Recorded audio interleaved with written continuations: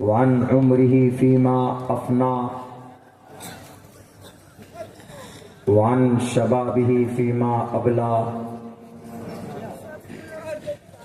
وقال رسول الله صلى الله عليه وسلم: شاب نشأ في عبادة الله فهو في الجنة، أو كما قال النبي عليه الصلاة والسلام. In the name of Allah, the most gracious, the most merciful. My Lord, explain me my breast is my task for me. Remove the impediment from my speech so they may understand what I say. Kirnavanti kikte pugavo nashiram guhanti dharmam. Putra kanishto jaishthyam kanishthyam chapurvajaha. Dharma kshetre kurukshetre samaveta yutsavah.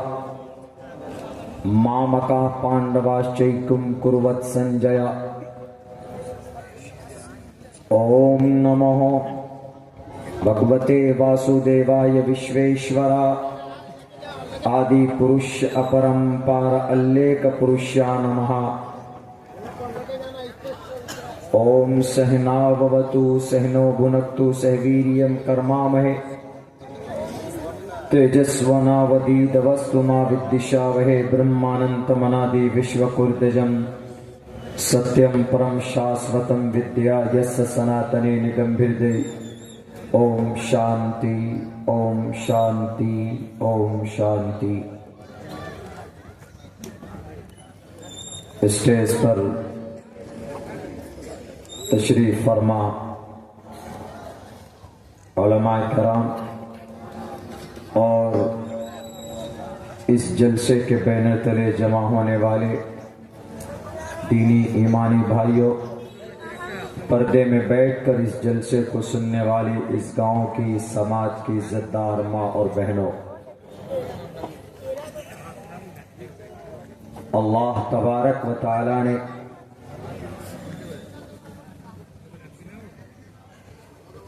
چار کروڑ 60 لاکھ سال پہلے اس زمین کو، اس پرتھوی کو بنایا تھا۔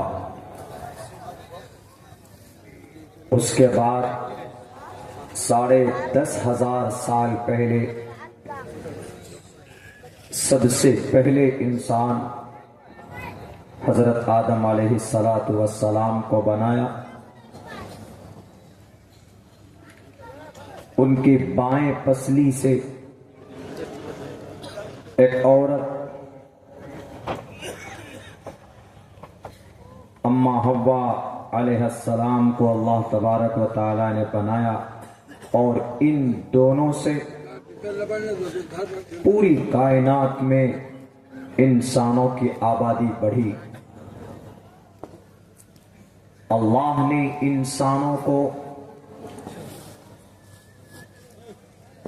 پیدا کیا اس زمین پر اپنی عبادت اور اپنی بندگی کے لیے۔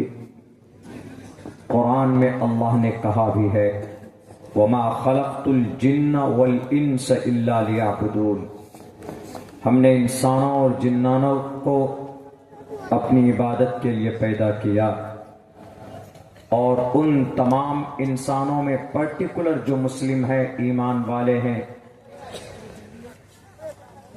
عبادت کے لیے ایمان کا ہونا ضروری ہے، مومن کا ہونا ضروری۔ اس وقت پوری دنیا میں آدم کی اولاد تقریباً 10.5 ارب ہیں پوری دنیا میں۔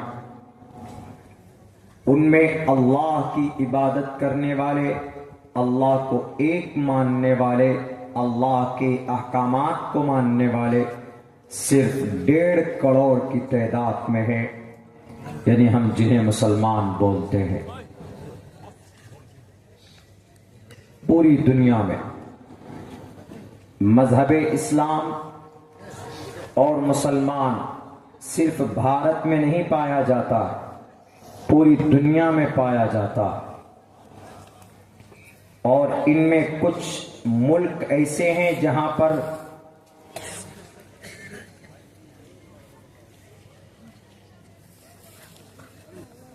مسلمانوں کی باضابطہ حکومت ہے. تقریباً 27 کنٹریز کے اندر بڑی تعداد میں مسلمان رہتے ہیں، اور ان مسلمانوں میں سب سے بہتر اور مکھن، قوم کی ریڑھ کی ہڈی، ملت کی تقدیر،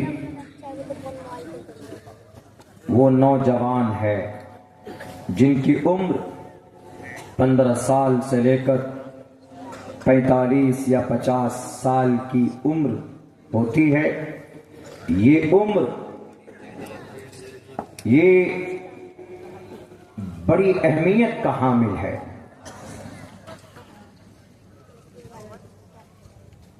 اسی لیے اللہ تبارک و تعالی نے اللہ کے نبی سے کہلوایا کہ آپ کہہ دو اپنی قوم کے نوجوانوں سے کہ اللہ کل قیامت میں سوال کرے گا تمہاری جوانی کے بارے میں. وعن عمرہ فیما افنا، یہ تو سوال کرے گا ہر کسی سے، مرد ہو عورت ہو، ہر کسی سے سوال ہوگا کہ تم نے اپنی عمر کہاں پر بتائی. لیکن الگ سے ایک سوال ہوگا. پہلی بات تو اسی کا جواب دینے میں ہم سب کے تو پسینے چھوٹ جائیں گے، لیکن ایک الگ سوال ہوگا، اسپیشل سوال ہوگا، وَعَنْ شَبَابِهِ فِيمَا أَبْلَاهُ، کہ اپنی جوانی کہاں پر ختم کر کے آئے. عمر کے بارے میں پوچھے گا، لیکن جوانی کے بارے میں بھی پوچھے گا کہ جب تمہارے بدن میں طاقت تھی، جب تمہارے خون میں گرمی تھی، جب تمہارے پارٹس آف باڈی اسٹرانگ تھے، وہ تم نے کیا کیا اس وقت میں. وَعَنْ شَبَابِهِ فِيمَا أَبْلَاهُ، بلہم کا معنی پرانا کرنا. تم اپنی جوانی کہاں بتا کر آئے، کہاں پرانی کر کے آئے. تو آج ہماری نئی جنریشن، ہمارے نوجوان کبھی بھی اس بارے میں شاید نہیں غور کرتے، نہیں فکر کرتے کہ اللہ نے ہمیں جوانی دی ہے تو ہم اپنی جوانی کو کہاں پر استعمال کریں. آپ کی زندگی کا سب سے پہلا مقصد، ایمان کے ساتھ آپ بالغ ہوتے ہیں، آپ دیکھیے آپ کی زندگی میں نماز ہے کہ نہیں. اگر نہیں ہے تو first of all you have to every day offer صلاح 5 times a day. آپ کی ذمہ داری بن جاتی ہے کہ آپ 5 وقت کی نماز پابندی کے ساتھ ادا کریں. اچھا نہیں ہے، اٹس این آرڈر، یہ حکم ہے آپ کے لیے، تمام مسلمانوں کے لیے. مرد ہو، جوان لڑکا ہو کہ لڑکی ہو، سماج کے اندر مرد ہو کہ عورت ہو، نماز ضروری ہے. اور جوانی کی عمر کی تو زیادہ. وَعَنْ شَبَابِهِ فِيمَا أَبْلَاهُ، کہاں؟ فلموں میں، کہ سوشل میڈیا میں، فیس بک میں، کیا یوٹیوب کے ذریعے سے اپنی جوانی بابا برباد کر کے آئے. اللہ پوچھے گا. بنا پوچھے آپ کے قدم نہیں ہل سکتے رب ذوالجلال کے سامنے کل قیامت میں. ہر کسی سے، سماج کی بیٹیوں سے بھی، سماج کے بیٹوں سے بھی، اس لیے کہ اس سے 15 سال سے پہلے مرفوع القلم ہے، بچہ ہے، نابالغ ہے، وہ نماز نہیں پڑھے گا، نو پرابلم. 50 سال کے بعد بوڑھا ہو جاتا ہے، آدمی مجبوراً کیا کہتا ہے، اب تو کوئی راستہ نہیں ہے، چلو اب اللہ اللہ کرو. تو اللہ کو جس عبادت پر گرو ہوتا ہے، اللہ جس عبادت سے خوش ہوتا ہے، وہ عبادت جوانی کی عبادت ہے. جوانی میں گناہ کرنے کا بہت زیادہ گرمی ہوتی ہے نا. جوان ہے, کسی کا سر پھوڑنے کا من کرتا ہے, غصے میں لڑائی ہوتی ہے, بازوؤں میں طاقت ہے, چلو گریبان پکڑ کر ڈالو نیچے اور گھسے بجاؤ, اس کے منہ پہ دانت توڑ دو اس کے. لیکن نہیں, اللہ کے نبی کی حدیث آ جاتی ہے کہ ہم میں سب سے بڑا پہلوان وہ ہے, سب سے بڑا پہلوان وہ نہیں ہے جو اپنی مد مقابل جو کسی پہلوان کو پچھاڑ دے, بلکہ سب سے بڑا پہلوان وہ ہے جو اپنے غصے پر قابو پا لے. مار سکتا ہے, کسی کا تھوپڑا پھوڑ سکتا ہے, کسی کے ہاتھ توڑ سکتا ہے اور کسی کا دانت توڑ سکتا ہے, لیکن کنٹرول کرتا ہے کہ نہیں, غصہ غلط چیز ہے, غصے پہ کوئی کام نہیں کرنا چاہیے, غصے پر کنٹرول کر لیتا ہے. طاقت ہے, باڈی میں طاقت ہے, کر سکتا ہے, وہ سامنے والے کا مرڈر کر سکتا ہے, خون بہا سکتا, اس کے پیر اور ہاتھ توڑ سکتے. جھگڑے کے وقت میں سامنے والا غلطی پہ غلطی کر رہا ہے, آپ مار سکتے ہو, آپ اس کو ایک گھونسا مارو گے, وہ ہوا پہلوان ہے, پتہ نہ کہاں جا کر گر جائے, لیکن آپ پھر بھی control yourself, cool down بولتے ہیں نا, ٹھنڈا ہو جا, کنٹرول کر لے, کنٹرول ہو جاتا ہے. تو ہمارے نبی فرماتے ہیں کہ اس سے بڑا پہلوان کوئی نہیں ہے. ہندو بھائیوں کی کتاب ہے شریمد بھگوت گیتا میں بھی یہ پیغام بہت پہلے بتایا جا چکا ہے. کہا گیا کرودستیاگا شانتی, کرودستیاگا, کرود کو تیاگ دو, غصے کو چھوڑ دو, پیچھے چھوڑ دو. شانتی رپیشنم دیا بولیشول روپ تمہیر چاپلا. اور جب جوان اللہ کے راستے میں آتا ہے تو اللہ کی طرف سے کتنی مدد ہوتی ہے آپ کو اندازہ نہیں. مثال غزہ پٹی کی جنگ اور اسرائیل کی جنگ. غزہ پٹی فلسطین کا ایک ٹکڑا 7 اکتوبر سے لے کر آج تک بمباری ہے.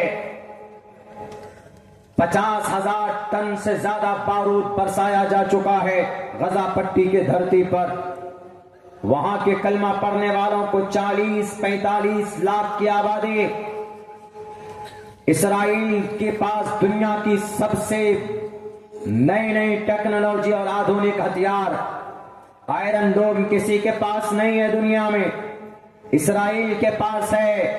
ان ظالم یہودیوں کے پاس آئرن ڈوم ہے. آئرن ڈوم کا مطلب ایسے ہتھیار ہیں کہ اگر کوئی میزائل اس کے ملک میں داغے تو وہ آئرن ڈوم کے ذریعے سے آسمان میں ہی ان میزائل کو, ان ہتھیار کو نشٹ کر سکتا ہے. ایسی طاقت اسرائیل کے پاس. لیکن پچھلے 27 اکتوبر سے لے کر آج تک اگر کسی نے پانی پلا کر مارا ہے, اگر کسی نے گھٹنے کے بل جھکایا ہے اسرائیل کو, تو وہ غزہ پٹی کے 5,000 نوجوان ہیں. وہ غزہ پٹی کے 5,000 مجاہدین ہیں جو اپنی حفاظت کے لیے, اپنے ملک کی حفاظت کے لیے, اپنے گھر کی حفاظت کے لیے, مسجد اقصی کی رہائی کے لیے سر پہ کفن باندھ کر میدان جہاد میں نکلے ہوئے ہیں. اور وہ بیچارے قربانیاں دے رہے ہیں. صرف 5,000 اور ادھر ہزاروں کی تعداد میں, بلکہ لاکھوں کی تعداد میں. ملک اسرائیل کے اندر بڑی آبادی نہیں, 40 سے 50 لاکھ کی تعداد وہاں پر ہے اسرائیل کے اندر. لیکن ملک اسرائیل میں اسرائیل کا ہر نوجوان کے لیے ضروری ہے کہ وہ فوجی ٹریننگ لے گا. ہر بالغ لڑکی کے لیے ضروری ہے کہ وہ فوجی ٹریننگ لے گی. یعنی ہر گھر سے ایک فرد کا آرمی میں ہونا ضروری. یہ اسرائیل کا قانون بنایا جا چکا ہے. لیکن اتنی طاقت ہونے کے باوجود اگر کسی نے لوہے کے چنے چاپنے پر مجبور کیا ہے تو وہ غزہ پٹی کے صرف 5,000 جو گنے جا چکے, 5,000 نوجوان ہیں حماس کے جنہوں نے اسرائیل کے دانت کھٹے کر دیے ہیں اور آج تک وہ غزہ پٹی پر قبضہ نہیں کر پایا. کیوں؟ جوان ہے میدان میں، اور ایسے ویسے جوان نہیں، تاش کھیلنے والے، کیرم بورڈ کھیلنے والے، جوا کھیلنے والے، شراب پینے والے، عیاشی کرنے والے، ایسے نوجوان نہیں ہیں. 5000 جوانوں میں سے 3000 جوان وہ ہیں جن کے سینے میں قرآن کریم محفوظ ہے، جو حافظ قرآن ہے. اور اسی قرآن کے نتیجے میں، اور جو حافظ قرآن نہیں ہے وہ اور دوسرے اعتبار سے نیک ہیں، نماز ان کی کبھی فوت نہیں ہوتی ہے. جوان جب سجدے میں جاتا ہے تو اللہ کتنا خوش ہوتا ہے پتہ ہے؟ اللہ فرشتوں سے کہتا ہے کہ دیکھو اس نوجوان کو، دیکھو یہ گناہ کر سکتا، یہ شراب پی سکتا، یہ زنا کر سکتا، یہ عیاشی کر سکتا، لیکن میرے ڈر سے میرے سامنے میں اپنے سجدے کو، اپنی پیشانی کو جھکایا ہوا ہے. یاد رکھنا کل قیامت میں تم کو گواہ بناتا ہوں، اس کو میں معاف کرتا ہوں. اور پھر وہ نوجوان اگر میدان میں آئے اپنی دین و دنیا، اپنی حفاظت، اپنی شریعت کی حفاظت، اپنے ماں اور بہنوں کی عزت و آبرو کی حفاظت کے لیے، تو وہ دعا زمین پر کرتے ہیں، اللہ فیصلہ آسمان پہ کرتا ہے. ایسے جوانوں کی ضرورت ہے. ہمارا جوان غلط راستے پر ہے، بہت غلط راستے پر. اگر یہ سچویشن دنیا کے کسی اور ملک میں ہو جو غزہ پٹی میں ہے، میرے خیال سے کب کا غزہ پٹی کو شمشان گھاٹ میں بانٹ دیا جاتا. 50,000 ٹن معنی رکھتا ہے. کتنا کلومیٹر ہے؟ 12 کلومیٹر چوڑا، 40 سے 45 کلومیٹر لمبا، یعنی یہاں سے ڈیبرا سمجھ لیجئے، اور 12 کلومیٹر چوڑا وہ پٹی ہے، اور چاروں طرف سے اس کو گھیر دیا گیا، جیسے ایسے گھیرا ہوا ہے. ادھر سے ایسے باؤنڈری ہے اسرائیل کی باؤنڈری، اور اس طرف سے باؤنڈری ہے، وہ پانی ہے، سمندر ہے، کسی بھی طرف سے نہیں نکل سکتے وہ لوگ. اور اسرائیل کہاں پر ہے؟ سائیڈ میں بم برسا رہا ہے چاروں طرف سے. 3 بارڈر، 2 اسرائیل میں کھلتا ہے، ایک مصر میں کھلتا ہے. کہیں نہیں جا سکتے. اسرائیل کا بند کیا ہوا ہے بارڈر، لیکن مصر کا بارڈر کھولا جا سکتا ہے، لیکن نہیں کھولا. انہوں نے منع کر دیا کہ ہم غزہ پٹی کے مسلمانوں کے لیے ہم بارڈر نہیں کھولیں گے، اس کو بند کر دیا. سمندر میں جا نہیں سکتے، مر جائیں گے ڈوب کے. صرف ایک ہی ذات ہے اور ایک ہی اللہ کے سہارے وہ لڑ رہے ہیں، اور راتوں کو نماز پڑھتے ہیں، دعا کرتے ہیں، اور ان کی نیکیوں کے صدقے میں آج وہ ٹکے ہوئے ہیں. اگر وہ حافظ قرآن نہ ہوتے، اگر وہ نمازی نہ ہوتے، اگر ان کے ہاتھ میں تسبیح کے دانے نہ ہوتے، اگر ان کے سر پر ٹوپی نہ ہوتی، ان کے سر پر پگڑی نہ ہوتی، ان کے زبان پر حسبنا اللہ و نعم الوکیل کا نعرہ نہ ہوتا، تو ابھی 1 مہینے کے اندر ان کو نام و نشان مٹا دیا جاتا. لیکن آج ان کے ذریعے سے دنیا کو بتایا گیا کہ دنیا تو طاقتور نہیں ہے. اے امریکہ تم طاقتور نہیں ہو، اے اسرائیل تم طاقتور نہیں ہو، اے چین و جاپان تمہارے ٹیکنالوجی کچھ نہیں ہے. اللہ کے بندے کے سامنے، اللہ کی مدد کے سامنے، اللہ کے فرشتوں کے سامنے تمہاری یہ طاقت کام آنے والی نہیں ہے.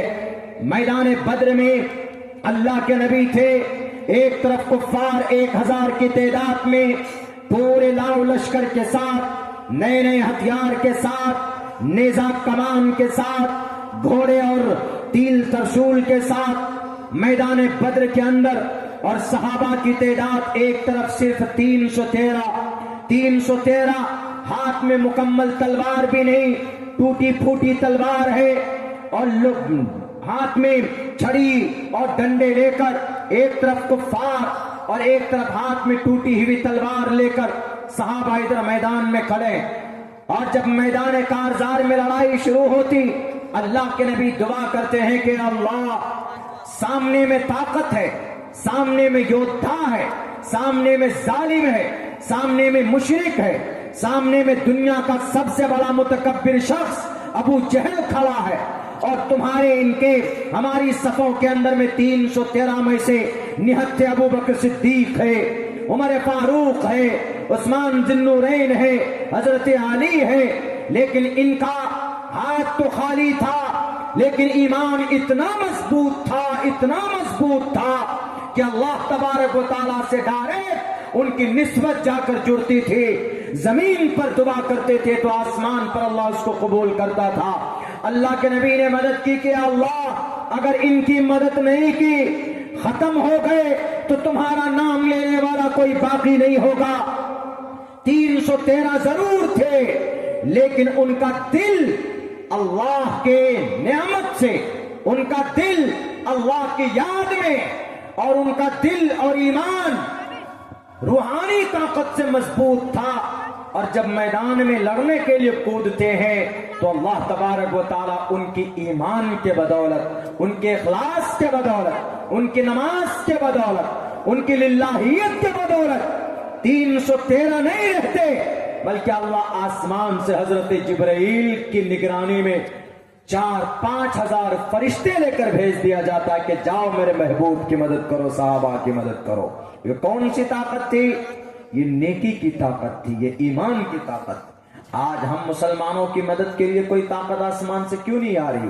کیونکہ ہمارے اندر طاقت، ایمانی طاقت نہیں ہے۔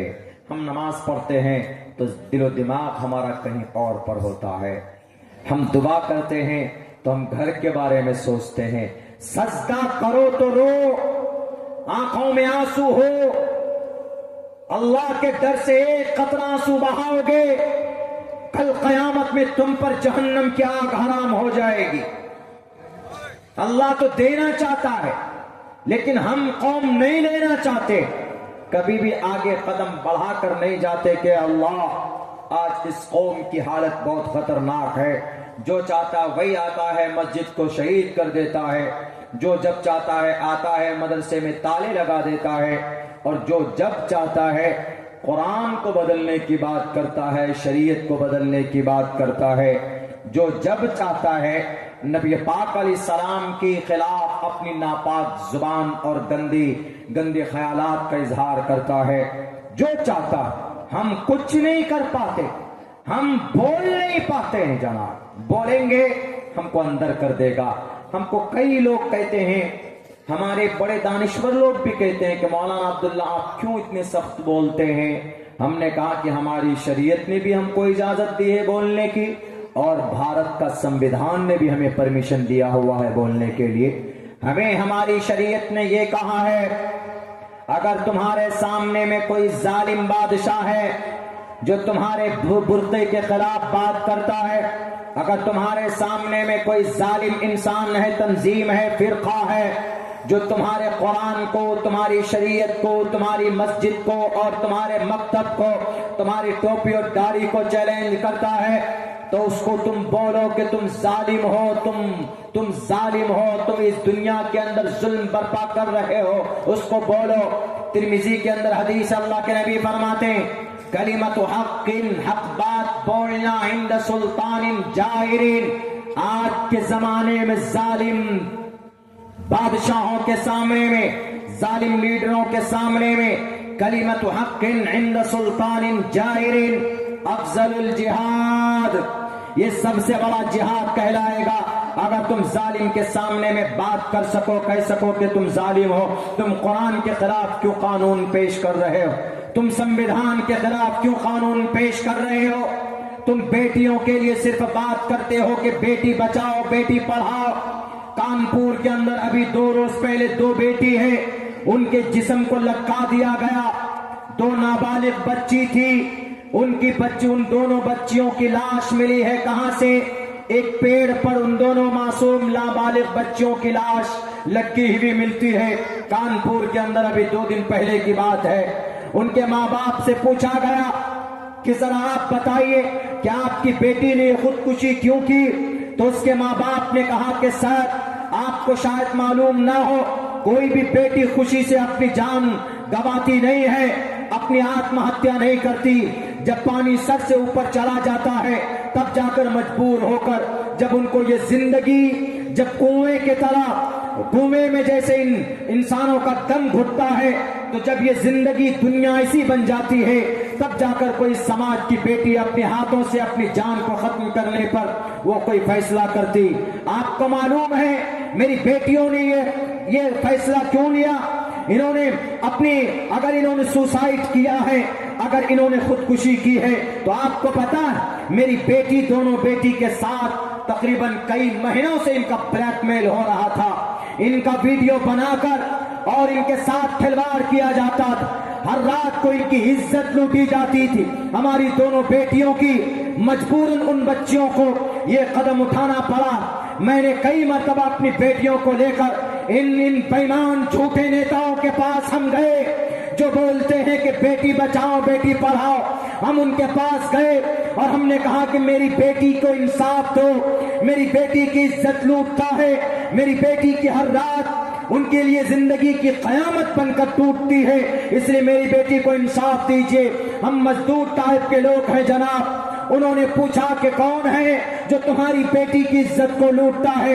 تو سامنے جو لوگ تھے 4-5 آدمی تھے جو ٹھیکیدار تھے، جو بھٹے کے ٹھیکیدار، اینٹ کے ٹھیکیدار مانے جاتے، اور ان کے خلاف کارروائی کرنے کی طاقت ان لیڈروں کے اندر نہیں تھی۔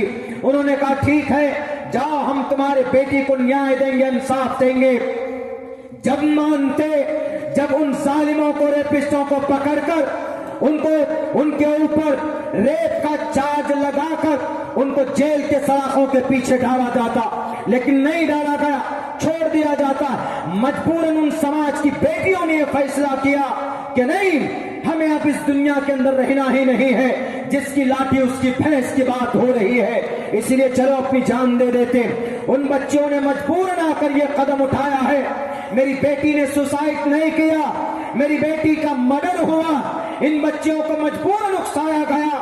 آؤ قرآن سے پوچھو، دنیا کی کتابوں سے پوچھو، دنیا کے یہ بڑے بڑے جھوٹے، یہ غدار، یہ لوٹیرے، یہ بیٹی بچاؤ بیٹی پڑھاؤ کا نعرہ لگانے والے ڈھونگی کرسی پر بیٹھ کر یہ صرف بولتے ہیں کہ بیٹی بچاؤ بیٹی پڑھاؤ، لیکن جب بیٹی کی ریپ ان کی عزت لوٹی جاتی، ان مجرموں کو پکڑ کر گولیوں سے پھونک دینا چاہیے، اس لیے کہ سماج کی کسی بیٹی کے ہاتھ پر ان کی عزت پر ہاتھ ڈالنے کی جرات ہوئی کیسے؟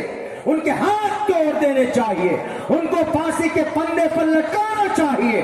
کسی بیٹی کی عزت کو لوٹنے سے پہلے یہ سزا تاکہ یاد آئے کسی کو، لیکن نہیں ہوا۔ مجبوراً ان دونوں بچیوں نے آتم ہتیا کر لی۔ آج تک کسی مجرم کی، کسی ریپسٹ کی گرفتاری نہیں ہوئی ہے۔ کون آئے گا انصاف دلانے کے لیے؟ کوئی نہیں دے سکتا۔ اگر کوئی انصاف دے سکتا ہے تو ہمارا قرآن انصاف دے سکتا۔ ہمارا قرآن کہتا ہے اگر وہ ٹھیکیدار ہے تو اپنی جگہ پر ہے، اگر وہ ایم پی کا بیٹا ہے تو اپنی جگہ پر ہے، اگر وہ ایم ایل اے کا بیٹا ہے تو اپنی جگہ پر ہے، اگر وہ اتر پردیش کانپور کا باہوبلی ہے تو اپنی جگہ پر ہے، اگر وہاں کے سی ایم کا کوئی قریبی ہے تو وہ اپنی جگہ پر ہوگا۔ لیکن خدا کہتا ہے کہ پکڑو، ان کے ہاتھ کو پکڑ کر لاؤ اور ان کو کوڑے سے ان کی پیٹھ پر اتنی پٹائی کرو، اتنی پٹائی کرو کہ کھال بھی ادھر جائے، خون نکلے۔ وَلَا تَأْخُذُكُمْ بِهِمَا رَأْفَةٌ فِي دِينِ اللَّهِ، اور ان کو سزا دیتے وقت کوئی نرمی نہیں ہونی چاہیے کہ نہیں یہ تو ٹھیکیدار صاحب ہیں، ان پر نرمی ہونی چاہیے۔ قرآن کہتا ہے کہ اور زیادہ پیٹو۔ ٹھیکیدار تھا تو بیٹی کی اور زیادہ سمان کرنا چاہیے تھا، لیکن ٹھیکیدار ہو کر یہ غلط کام کیا ہے، ان کو اور زیادہ پیٹو۔ وَلَا تَأْخُذُكُمْ بِهِمَا رَأْفَةٌ فِي دِينِ اللَّهِ، اللہ کی شریعت میں کوئی رعایت نہیں ہونی چاہیے اور ان کو سزا ملنی چاہیے۔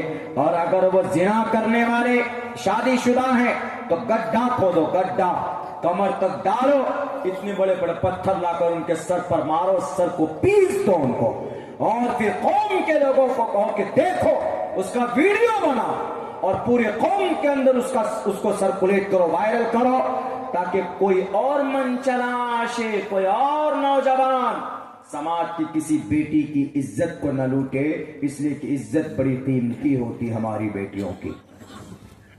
میرے بھائیوں، ابھی یہ دردناک حادثہ اتر پردیش کے اندر ہوا، 2-3 روز پہلے کی بات ہے۔ معصوم نابالغ بچی تھی۔ کون کرنے والا؟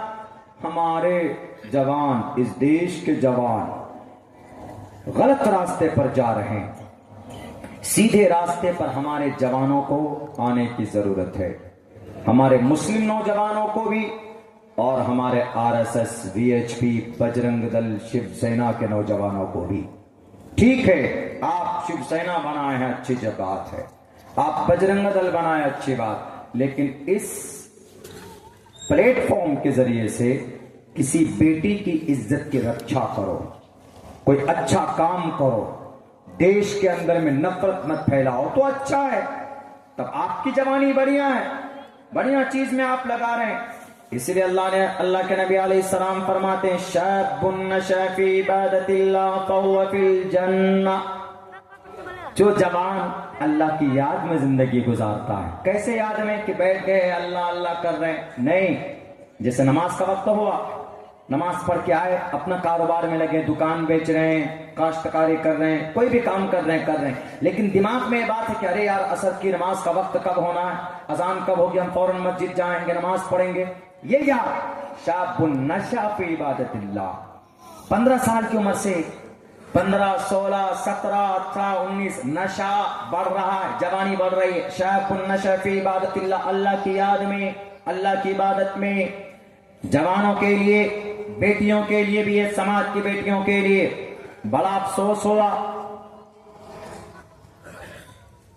الہ آباد ہائی کورٹ میں آج ایک عورت برقعے والی کل چلی گئی درخواست لے کر، شادی شدہ عورت چلی گئی، جا کر کیا بولتی ہے؟ ہائی کورٹ میں یاچکا داخل کرتی ہے کہ میں میریڈ ہوں، میں شادی شدہ ہوں، مسلم عورت برقعے والی، میں شادی شدہ ہوں، میرا شوہر ہے، میرے بچے بھی ہیں، لیکن میرا ایک عاشق ہے، میرا ایک دیوانہ ہے، میرا ایک مجنوں ہے۔ دل پھینک مجنوں ہوگا؟ سچی محبت کس سے ہوتی ہے؟ اللہ سے ہوتی ہے نا، کسی لڑکی سے تو نہیں ہو سکتی، کسی سے نہیں ہو سکتی، اللہ کے علاوہ حقیقی محبت کسی سے نہیں ہوتی، یہ بات ذہن میں رکھیے۔ باقی ساری عشق مزاجی ہے، حقیقی محبت صرف اللہ سے، باقی ماں سے، بیوی سے، بہن سے، بھائی سے وہ الگ کیٹیگری ہے، وہ الگ ٹائپ کی محبت ہوتی ہے۔ اگر آپ بولیں گے ماں کو آئی لو یو مائی موم، اس کا الگ مطلب ہوگا۔ اگر محترمہ بیوی کو بولیں گے آئی لو یو مائی وائف، اس کا الگ مطلب ہوگا۔ بیوی ایک دم بالکل کھلکھلا کے ہنسے گی کہ آج واہ کیا ہو گیا ہمارے میاں کو۔ چلتے ہوئے کسی عورت کو بول دیں گے سڑک پہ کسی لڑکی سے آئی لو یو، تو چپل اتنا پڑے گا کہ سر کا بال صاف ہو جائے گا، اس کا یہ مطلب بھی ہے۔ تو اس عورت نے یاچکا پیٹیشن داخل کی کہ ہمیں انصاف ملنا چاہیے۔ ہائی کورٹ کے جج نے کہا کہ کیا انصاف ملنا چاہیے؟ کہا انصاف یہ ملنا چاہیے کہ میرا فنڈامنٹل رائٹ ہے، میرے بنیادی حقوق ہیں، میری شادی ہو گئی ہے، میرا شوہر ہے، لیکن میرا ایک عاشق بھی ہے، میں اپنے عاشق کے ساتھ، یہ بازارو لینگویج ہے، لوکل لینگویج، عاشق بول رہا ہوں میں، اس لیے کہ گندی حرکت کی تو گندے الفاظ سے ان کو تعبیر ہونا چاہیے، نہیں عزت دینے کی ضرورت ہے۔ برقع پہن کر انہوں نے شریعت کے خلاف، برقعے کے خلاف، سماج کے خلاف قدم اٹھایا تو ان کو سبق ملنا چاہیے۔ ہائی کورٹ کے جج نے کیا کہا؟ ہائی کورٹ کے جج سے کہتی کہ جج صاحب ہمارا شوہر، میں گھومنے کے لیے جاتی ہوں کھڑگپور اپنے عاشق کے ساتھ، تو میرا شوہر آ جاتا ہے سامنے میں روڑا بن کر، کباب میں ہڈی نہیں کباب میں ہڈا بن کر آ جاتا ہے پورا کا پورا۔ کیا کریں؟ ہمارے فنڈامنٹل رائٹ کے خلاف کام ہو رہا، میں آزاد زندگی گزارنا چاہتی ہوں، میری شادی ہوئی ہے، ٹھیک ہے، ان کے ساتھ ہوں، لیکن میں الگ زندگی گزارنا چاہتی ہوں، مجھے یہ آزادی ملنی چاہیے، آپ مجھے یہ پرمیشن دیجئے، آپ مجھے یہ آزادی دیں گے؟ تو پتہ ہے ہائی کورٹ کے جج نے کیا کہا؟ قربان جائیے وہ ہائی کورٹ کا جج کسی مدرسے میں شاید پڑھا ہوگا. انہوں نے کہا کہ محترمہ آپ کو اتنا ہی شوق ہے گھومنے کا تو آپ شوہر کے ساتھ گھومو نا, شوہر کے گلے میں ہاتھ ڈال کر خوب گھومیے, آپ بائک میں گھومیے کہ ہوائی جہاز میں گھومیے کہ پانی کے جہاز میں گھومو, کسی بھی جہاز میں گھومو, کوئی منع نہیں کرے گا. جائیے اگر آپ کو گھومنے کا شوق ہے, لیکن آپ کا شوہر ہے اور آپ ایک پرائے مرد کے ساتھ, ایک عاشق کے ساتھ, وہ بھی الگ ذات کا, برادری کا, مسلم تھی, لڑکا غیر مسلم تھا, غیر مومن تھا, اس کے ساتھ میں, تو انہوں نے سپریم کورٹ, ہائی کورٹ کے جج نے کہا اگر آپ کو گھومنا ہے تو پہلے آپ اپنے شوہر سے طلاق لیجئے, آپ اپنے شوہر سے الگ تھلگ معاملہ کیجئے, تبھی آپ گھوم سکتی ہیں قانوناً. اب بتائیے, چلیے ان کا جو بھی تھا, ان کا قدم غلط تھا تو تھا, لیکن ہماری سماج کے بچیوں کی سوچ کتنی گھٹیا ہو چکی. اگر وہ کوئی غیر شادی شدہ لڑکی ہوتی تو کم افسوس ہوتا کہ چلو بھائی اس کا من کیا ہوگا, انہوں نے ریلیشن بنا لیا کسی اور غیر محرم غیر مرد کے ساتھ, لیکن شادی شدہ عورت ہے, برقعے کے اندر میں ہے. اسی لیے میں کہا کرتا ہوں اپنے سماج کے بچوں کو اور بچیوں کو خاص ٹریننگ کی اور تعلیم کی ضرورت ہے. آج کے زمانے میں کوئی بھلا آپ کا کرنے والا نہیں ہے, آپ کو آپ کی مدد اور رہنمائی کوئی ذات کر سکتی ہے تو وہ اللہ تبارک و تعالیٰ کی ذات ہے. ورنہ نہ تو جزیرت العرب کے یہ بڑے مالدار ملک آئیں گے آپ کی حفاظت کے لیے, نہ تو یونائیٹڈ نیشن آئے گا, نہ تو ترکی, نہ جاپان, نہ ایران, نہ سعودی عرب, نہ قطر, نہ عمان, نہ بحرین. یہ سب کے سب عیش کی زندگی کے اندر میں گھسے ہوئے ہیں. آپ کی حفاظت اور آپ کی مدد صرف اللہ تبارک و تعالیٰ کی ذات کی طرف سے ہو سکتی. آج بھارت کے اندر جو اتنا ماحول خطرناک ہے, برا ہے, کس وجہ سے؟ آج مسلمانوں کا کردار و کیریکٹر ختم ہو چکا, خصوصاً ہمارا نوجوان طبقہ. یہاں جتنا بھی بیٹھا ہوگا, اگر میں ایک ایک نوجوان سے پوچھوں کہ ذرا میرے نوجوانوں بتاؤ وضو میں کتنے فرائض ہیں, نہیں بتا سکیں گے. غسل میں کتنے فرائض ہیں, نہیں بتا سکیں گے. ان سے پوچھیں گے کہ ذرا بتاؤ سلمان خان کی فلمیں اس سال کتنی ریلیز ہوئی ہے, فوراً بتا دیں گے. شاہ رخ خان کی فلموں نے کتنا بزنس کیا ہے, فوراً بتا دیں گے. عامر خان کی کون کون سی فلم آ رہی ہے, فوراً بتا دیں گے. کون سی ویب سیریز کتنی چلی ہے, ان کے موبائلوں کے اندر مل سکتا. لیکن ہمارے جوان سے, جوان بیٹی اور بیٹیوں سے پوچھو کہ بھئی وضو میں کتنے فرائض ہیں, وضو میں کون کون سی جگہ کو دھونا ضروری ہے, اور غسل میں کیا کیا چیزیں ضروری ہے, 3 فرض ہے کہ 4 فرض ہے, ہمارا جوان نہیں بتا پائے گا. اگر ہماری جوانوں کی یہ حالت ہے تو آپ کے اوپر ایسے ظالم اور جلاد مسلط ہوگا اور آپ کو یاد دلائے گا, آپ کے اوپر ظلم بھی کرے گا, آپ کی شریعت کو بھی بدلے گا, کیونکہ آپ کو اللہ آزماتا بھی ہے ایسے ظالم بادشاہوں کو مسلط کر کے. اس لیے میرے نوجوانوں, اپنی زندگی کی دنیا بدل ڈالو. آج کوئی حق بولنے والا نہیں مل رہا. آج آپ کی پرانا مدرسہ دارالعلوم دیوبند کو توڑنے کی بات کری جا رہی, بلڈوزر سے اس کو شہید, اس کو ختم کرنے کی بات کی جا رہی. کون بولے گا, کون بولنے والا ہوگا؟ نہیں بول پاتے ہیں.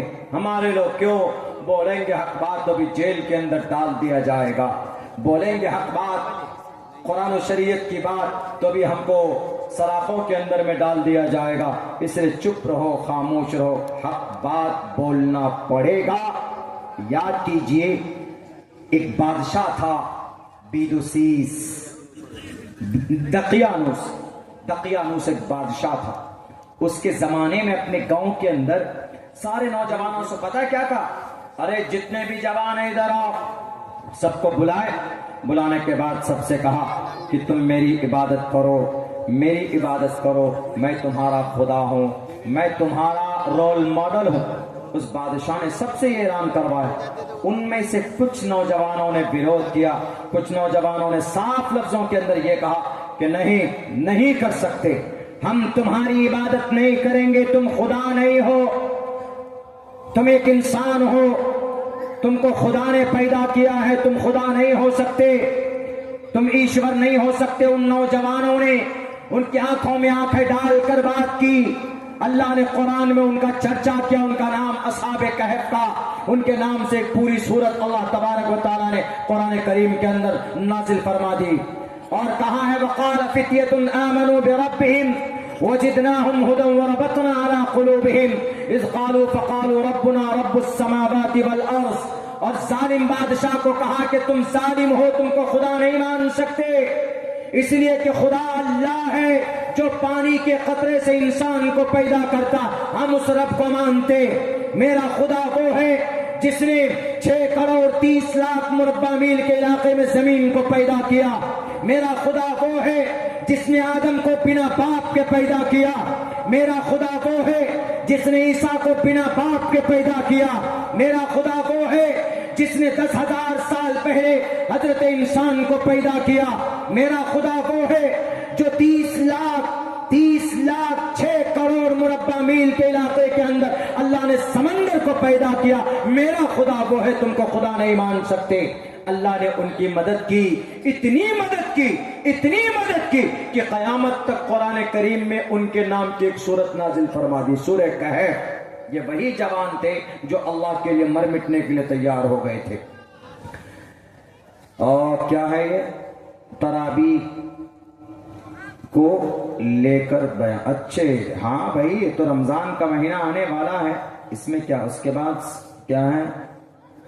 ارے کیا لکھتے ہیں؟ ثنا انصاری۔ کیا ہے ثنا انصاری؟ پیدل حج میں جا رہے ہیں۔ تو پیدل حج میں جا رہے، پاگل ہو گئے ہو؟ کسی بھی عورت کو پیدل کیا اکیلے بنا محرم کے جانے کی پرمیشن نہیں ہے۔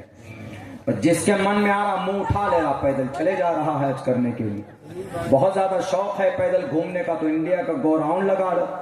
ابھی اسپین کی ایک عورت آئی، اسپین کی تھی نا، جس کا بھی جھارکھنڈ کے اندر میں گینگ ریپ ہوا ہزدیہ کے قریب میں، اس کا شوہر ساتھ میں تھا۔ وہ تو ثنا انصاری کیا ہے یہ پیدل حج پہ چلے جا رہے ہیں نکل کر کے، جن کے من میں بہت پبلسٹی ہے، وہ 5 کلومیٹر جا کر کے بیٹھ جائے گی، وہ کچھ بھی نہیں ہے، خواہ مخواہ یہ شریعت کا مذاق ہے اور کچھ نہیں ہے۔ اس کو جانا ہے پیدل، شوق ہے۔ اتنے آسانی سے تھوڑے نہ ویزا ملتا ہے کہ ہاں بس جس کو من میں آیا وہ اٹھا کے چل دیا حج کرنے کے لیے۔ حج اس کے اوپر فرض ہے، اور بنا حج فرض کے کون جاتا؟ حج تو ہر کسی پر فرض نہیں، حج اس پر فرض ہے کہ آپ حج کے لیے جائیں، اتنا پیسہ آپ کے پاس ہو، اور جتنے دن تک آپ حج میں رہیں اتنا خرچ آپ کے گھر میں بھی ہو، پیسہ ہو، آپ کے اوپر حج فرض ہے، آپ جا سکتے۔ تو ایک پروسیس ہے۔ وہ ایک نوجوان کیا گیا کیرلا کا، وہ کیا نام ہے، شہاب نام کر کے، اب پورا سب کو ایک دم کیڑے کاٹنے لگ گئے۔ حج چھوڑیے، پیدل ضروری نہیں، پہلے فرض نماز پڑھ لو۔ محترمہ سے کہیے کہ آپ فرض نماز پڑھ لیجئے، پہلے اپنے ماں باپ کی خدمت کر لیجئے، اللہ تبارک و تعالی حج مبرور کا حج مقبول کا ثواب عطا فرمائے گا۔ یہیں پر بیٹھے بیٹھے ثواب آپ کو کمانا ہے تو آپ یہ کام کر لیجئے۔ اور رہی بات رمضان کے روزے، یقیناً نوجوانوں کے اوپر ہی بات ہو رہی ہے۔ سب سے زیادہ رمضان کے اندر جو روزے چھوڑتے ہمارے جوان چھوڑتے ہیں، سب سے زیادہ۔ کیوں جی روزہ کیوں نہیں رکھ رہے ہو؟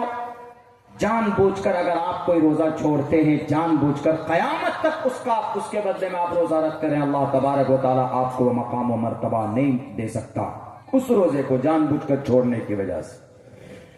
من صام رمضان ایمانا واحتسابا غفر له ما تقدم من ذنبه۔ اگر آپ ثواب کی نیت سے، نیکی کی نیت سے ایمان کی حالت میں روزہ رکھتے ہیں تو آپ کے سارے ٹوٹل آنے والے گناہ معاف کر دیے جاتے۔ روزہ کس لیے رکھا جاتا؟ تاکہ تقوی پیدا ہو۔ نماز کس لیے پڑھی جاتی؟ تاکہ دل کی صفائی ہو، برائیوں سے پاک ہو۔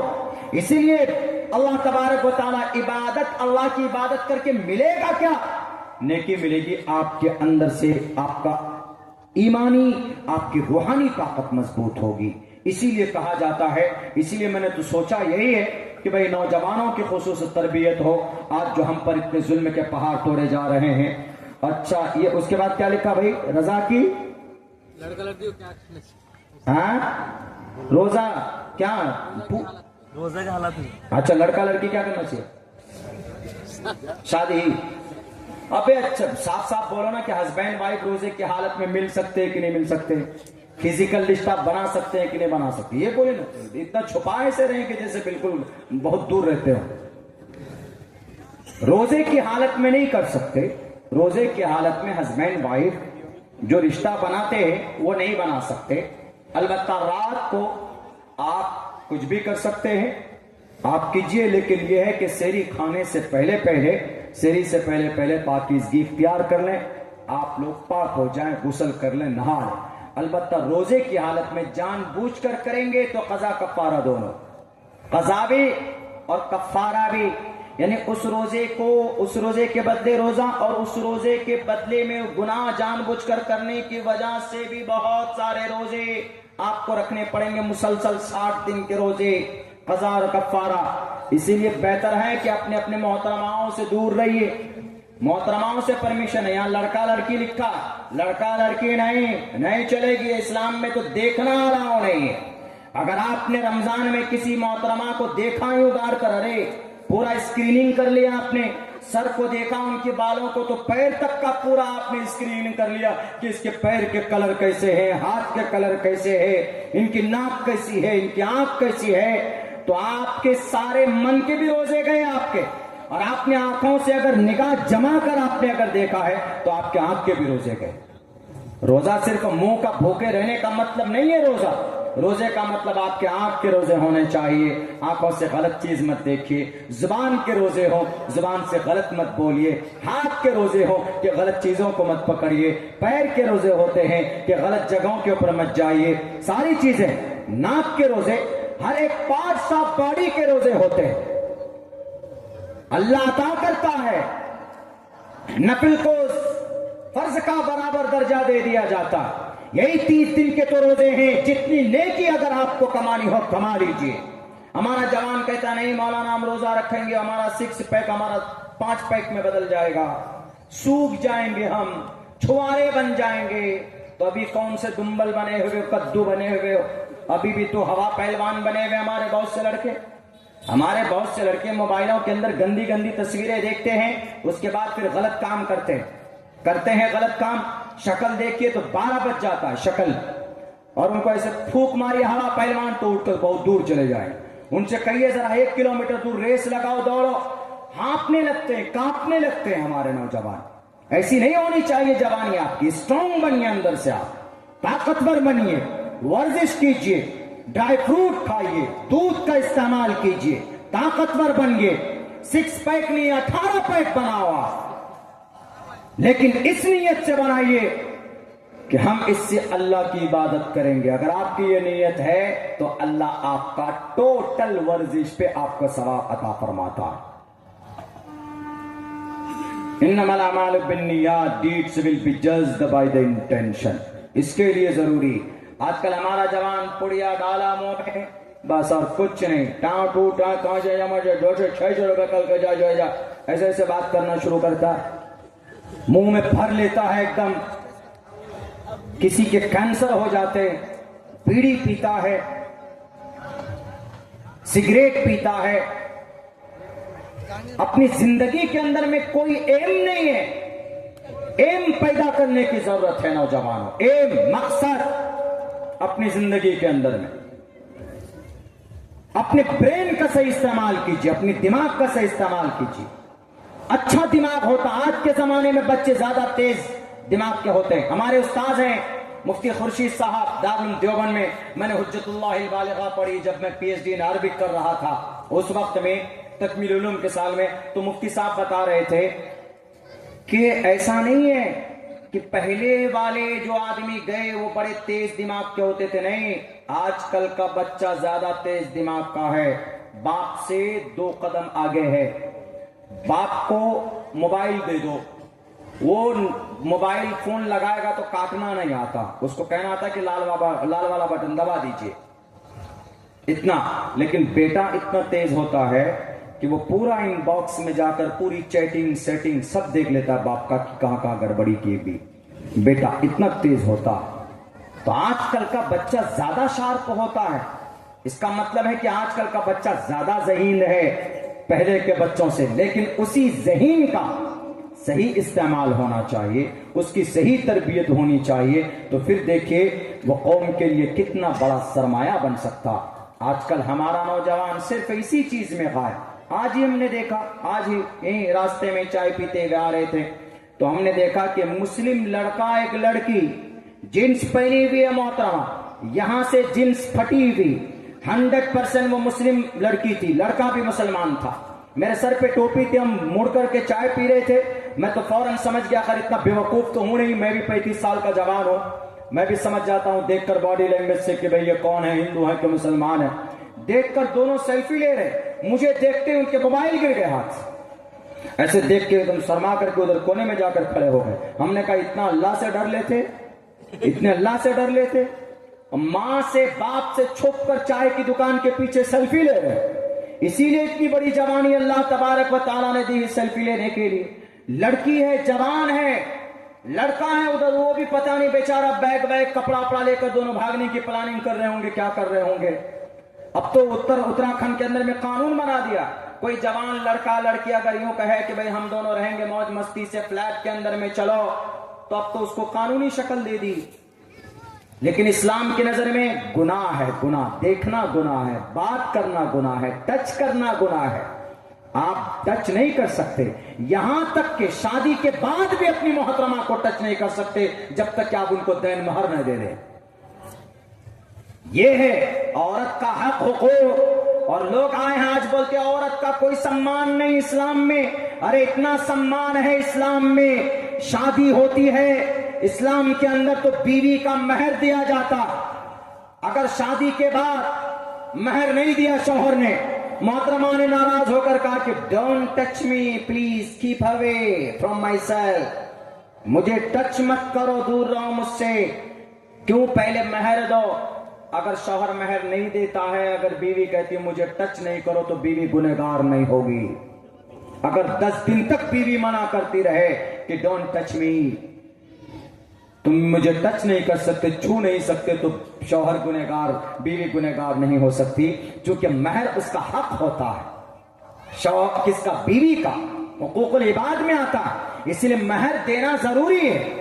مہر اتنی ہی مانگنی چاہیے شادی کے اندر جتنے مہر آپ ادا کر سکتے ہو، بیوی کو آپ دے سکتے ہو، اتنا ہی مہر باندھنا چاہیے۔ بعض علاقوں میں تو 10 لاکھ 15 لاکھ 20 لاکھ، لڑکا پان کی دکان کر رہا، مہر پوچھو کتنا جی؟ محترمہ سے شادی بھی مہر کیا رکھے تم؟ 15 لاکھ مولانا، 15 لاکھ پوری زندگی کمائے گا تو نہیں جمع کر پائے، اور اگر مہر نہ دے، بیوی معاف نہ کرے، ہاں بہت سے لوگ جبرن معاف کرواتے ہیں کہ محترمہ شادی ہو گئی، شادی ہونے کے بعد میں محترمہ مہر معاف کر دو، میں تمہارا جوڑو، میں تمہارا میاں، معاف کر دو۔ جبرن بیوی نہیں چاہ رہی معاف کرنے، تب بھی معاف کرا رہے، ناجائز اور حرام ہے۔ ہاں اگر بیوی خود سے اپنی مرضی سے اپنی اچھا سے معاف کر دے تو وہ ایک الگ مسئلہ ہے، لیکن آپ کو دینا ضروری۔ بیوی کبھی بھی کہہ سکتی ہے کہ مہر دو، اگر آپ نے مہر نہیں دیا، بیوی منع کر دے ریلیشن بنانے سے، رشتہ بنانے سے، آپ کے ساتھ صحبت کرنے سے، تو آپ بیوی کے اوپر میں کوئی گناہ نہیں ہے۔ اسی لیے ہماری مائیں بہنیں اس کے اوپر اویئر ہونا چاہیے، اسلام کے اندر میں یہ مقام ہے عورت کا، اور آج بعض لوگ بولتے ہیں کہ اسلام کے اندر عورت کا کوئی مقام اور مرتبہ نہیں، اسلام نے عورت کو سمان نہیں دیا، تم نے عورتوں کو سمان نہیں دیا، اسلام نے عورت کو سمان الحمدللہ دیا ہے۔ اسی لیے میں کہا کرتا ہوں کہ جانکاری حاصل کیا کرو، جانکاری حاصل کرو گے تو مہان انسان بنو گے۔ بہو نام جنم نامنتے جان مان مام پر پدیجتے واسودیوا سرومتی سمہاتما سدرلبھا۔ انسان مہاتما بنتا ہے جان پراپت کرنے کے بعد، انسان جانکار بنتا ہے جانکاری حاصل کرنے کے بعد، انسان عقل مند بنتا ہے، انسان عقل مند بنتا ہے نالج حاصل کرنے کے بعد، ज्ञान हासिल करने के बाद अपनी शरीयत के ताल्लुक से हम मुसलमानों, हम नौजवानों, हमारे लिए जरूरी है कि जो शरीयत के लिए जो जरूरी बातें हैं, आप जवान होते हैं, आप पर क्या क्या चीजें जरूरी, आप जवान हुए आप पर नमाज फर्ज है, आप जवान हुए आप पर रोजा फर्ज है, आप जवान हुए आप पर अल्लाह ने पैसा दिया है, आप پر زکات فرض ہے. آپ جوان ہوئے, اللہ نے دولت دی, آپ پر روزے فرض ہے. آپ جوان ہیں, کسی غیر محرم کو دیکھ نہیں سکتے. آپ جوان ہیں, تجارت کرتے تو جھوٹ نہیں بول سکتے. آپ جوان ہیں تو جوا نہیں کھیل سکتے. آپ جوان ہیں, مکلف بن گئے تو آپ شراب نہیں پی سکتے. آپ جھوٹ نہیں بول سکتے. آپ بےمانی نہیں کر سکتے. آپ سماج کے اندر جوان ہوئے, آپ حقوق العباد کے اندر کمی کوتاہی نہیں کر سکتے. ہر ایک کا حق, ان کا ایک ایک پائی کا حساب رکھ کر ان کو لوٹاؤ. کل قیامت کے دن اگر آپ نے گڑبڑی کی تو آپ کو نیکیوں سے, دنیا کے اندر گڑبڑی کرو گے آپ کو نیکی دے کر بھرپائی کی جائے گی. آپ کی نیکیاں ختم ہو جائیں گے. میرے نوجوانوں, یہ چیزیں آپ کو پتہ ہونی چاہیے.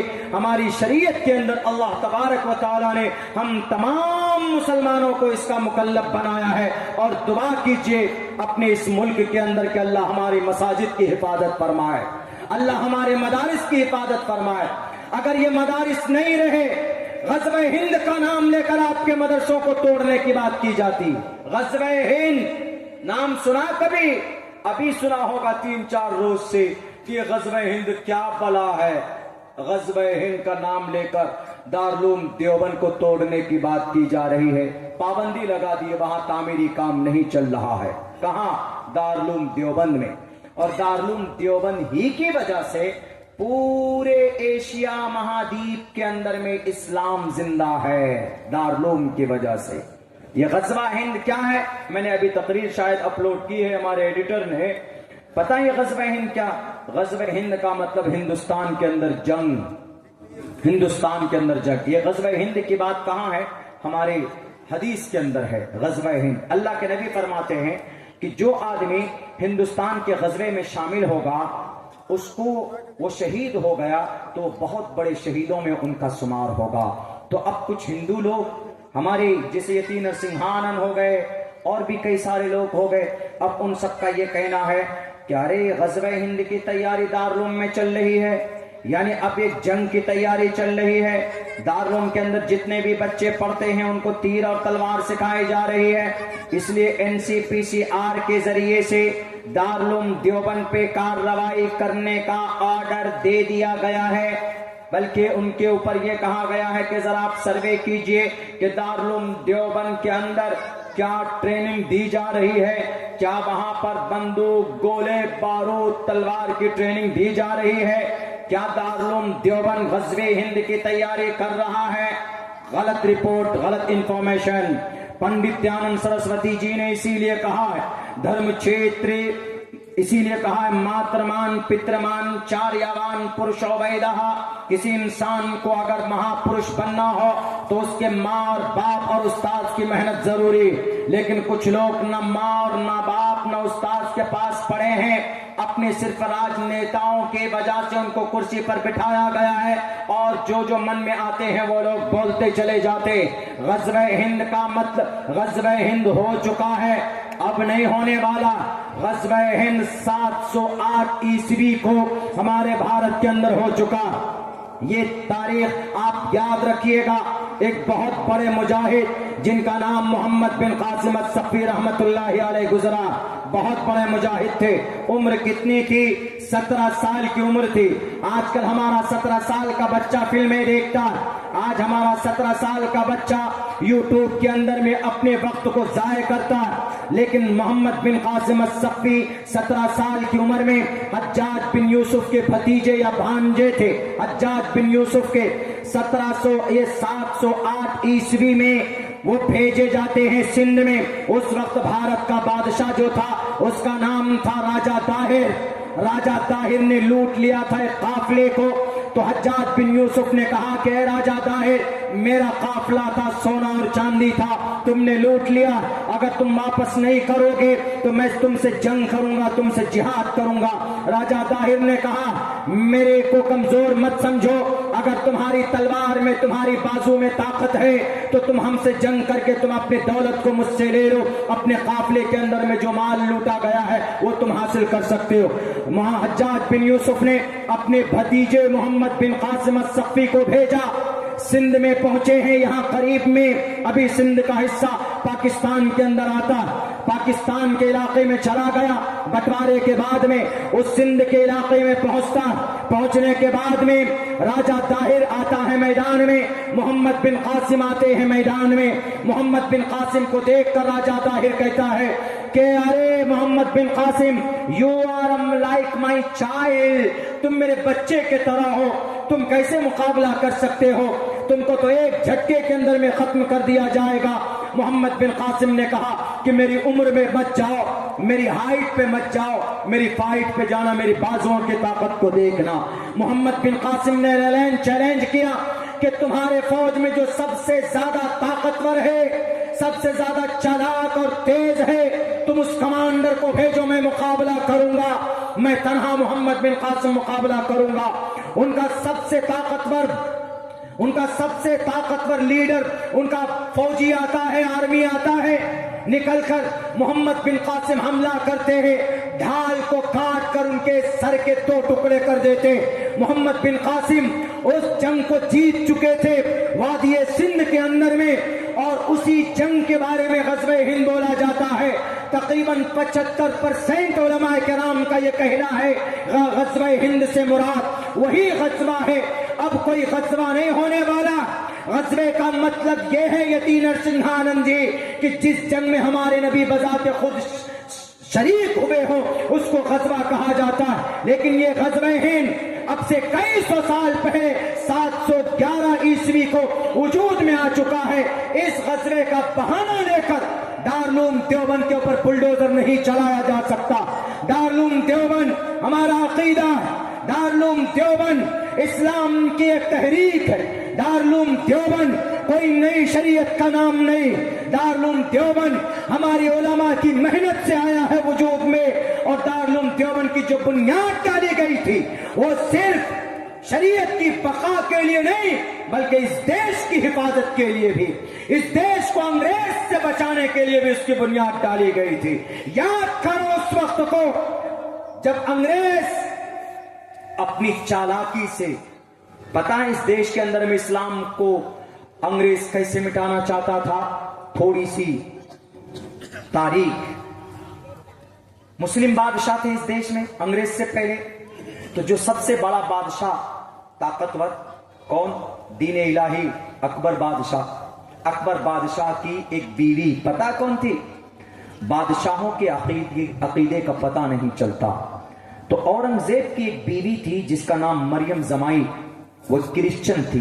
کرسچن مطلب نصارہ، کرسچنٹیز۔ جو بھارت میں کرسچن آیا ہے پتہ ہے کوئی بات نہیں کیا جی؟ ہاں، بھارت کے اندر میں جو کرسچن آیا ہے، مجھے بتا دیجئے گا جب میرا وقت پورا ہو، مجھے بول دیجئے گا، ہاں مجھے بتا دیجئے گا کب۔ بس میں چونکہ اور بھی ہے، حضرت مولانا عبدالخالق صاحب ہے، اب بچوں کو وہ شاعر ہے حمزہ ایاز، اسد اعظمی صاحب، ان کو بھی آپ کو سننا ہے، لیکن میں نے سوچا کہ ابھی جو یہ نیا وہ چل رہا ہے غزوہ ہند کا بہانہ لے کر دارالعلوم دیوبند کے اوپر میں آتا ہے، اس کے اوپر تو بات آنا ضروری ہے نا، ورنہ پھر کون بولے گا اتنی بڑی واہ بھائی دیکھیے عمال نامہ آ گیا ہے ہمارے پاس، اور انگلش میں لکھ کے بھیجتے ہیں۔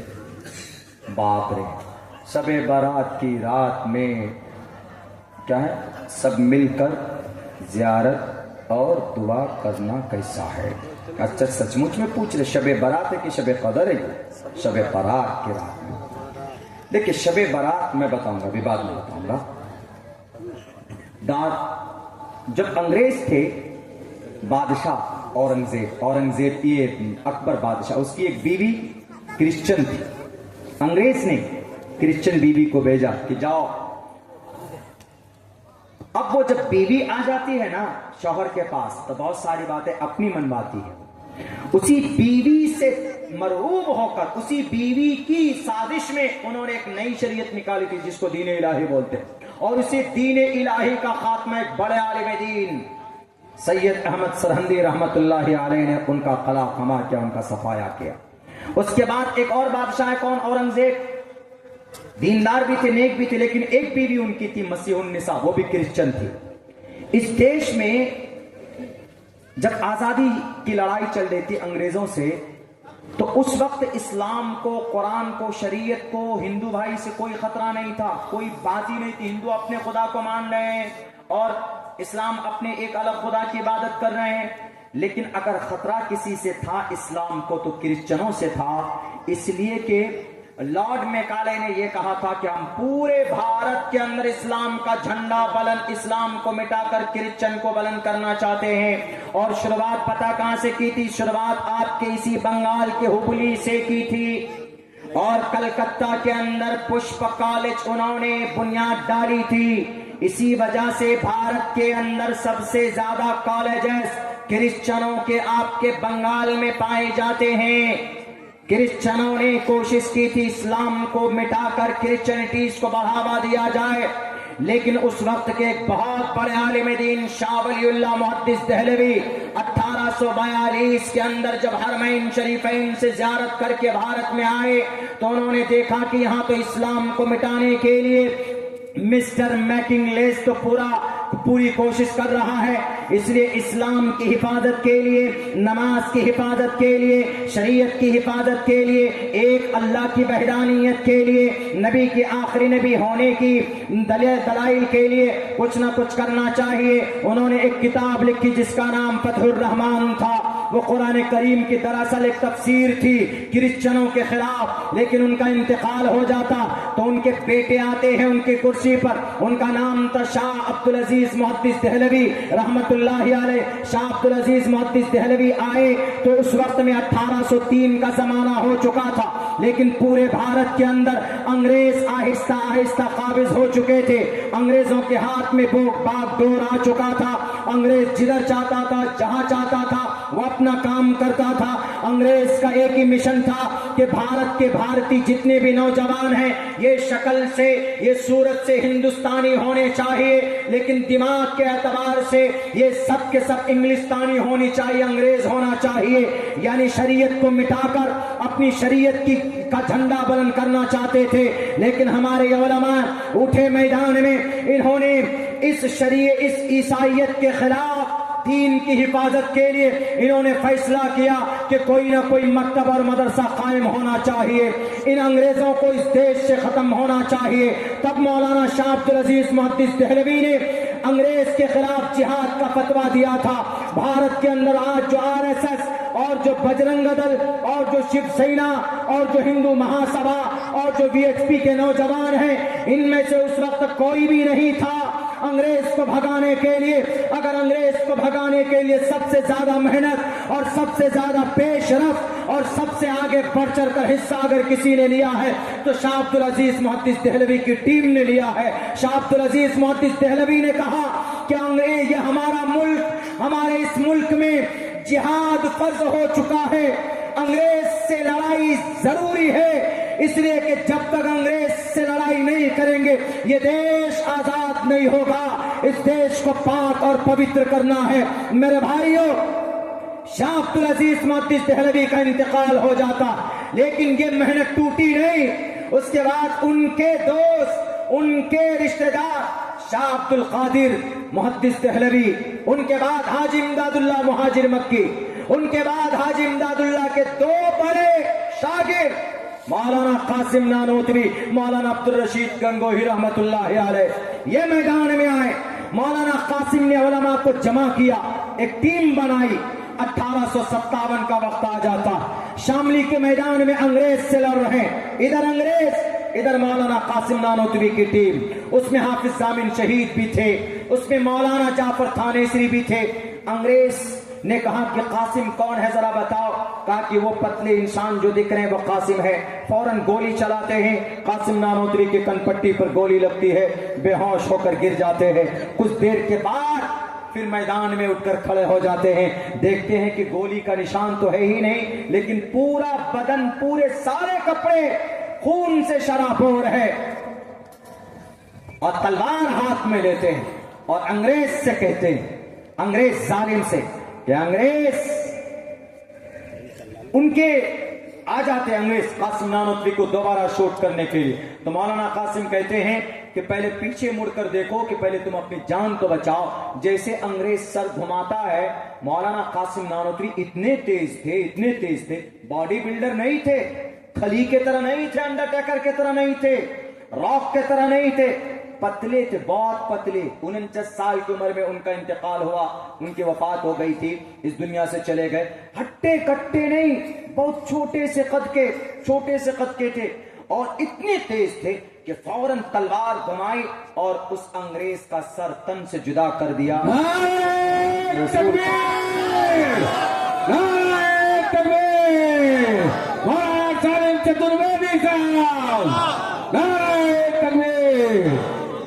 تو قاسم نانوتوی وہاں پر اس میدان میں ہار جاتے ہیں.